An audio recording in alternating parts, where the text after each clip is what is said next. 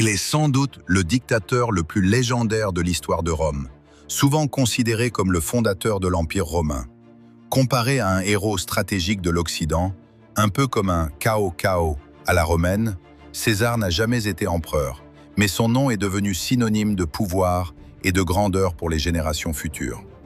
À l'époque où la République romaine dominait la Macédoine et le bassin méditerranéen, l'Empire semblait fragile.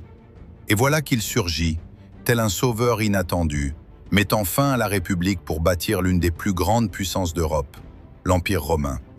Les gens l'appellent César le Grand, et à 40 ans, il conquiert la Grande-Bretagne, soumet la Gaule et transforme l'Empire en la première puissance européenne. À 50 ans, il entre à Rome avec ses armées, réprime les rébellions avec éclat et poursuit ses adversaires jusqu'en Égypte, où il renverse le roi Ptolémée XIII et épouse la célèbre Cléopâtre. À 56 ans, César est porté au pouvoir avec l'adhésion de tous et devient dictateur à vie. Né en 82 avant Jésus-Christ, il vient d'une famille noble. Son père était grand magistrat, son oncle et son beau-père des figures éminentes de Rome.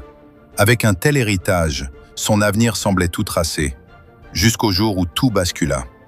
Sulla, victorieux d'une guerre civile, s'installe à Rome, tenant le pouvoir absolu. Il impose sa loi et fait publier une liste noire.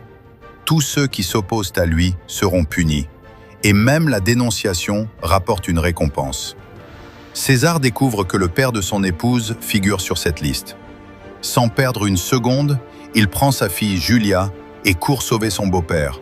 Mais la capture commence déjà.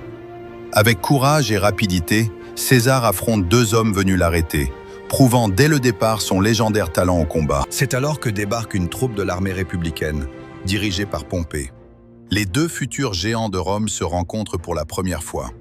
César est arrêté, emprisonné, et goûte pour la première fois à la fragilité du faible. Dans sa cellule, il rêve de pouvoir et planifie son évasion. Sa mère intervient auprès de Sulla, qui lui propose de rejoindre son armée, à condition de divorcer et d'épouser sa fille.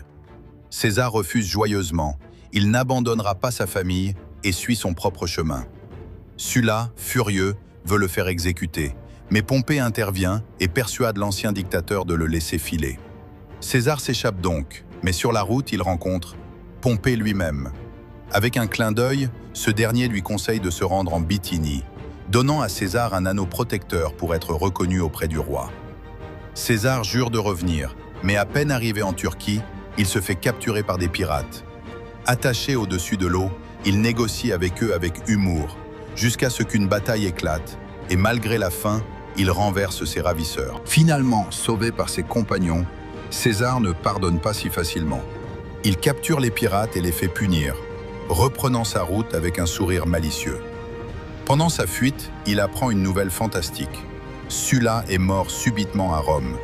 Libéré de ses ennemis, César peut rentrer chez lui, prêt à reprendre sa place et à plonger dans les intrigues du pouvoir, au cœur d'une Rome où 3 clans se disputent déjà le contrôle.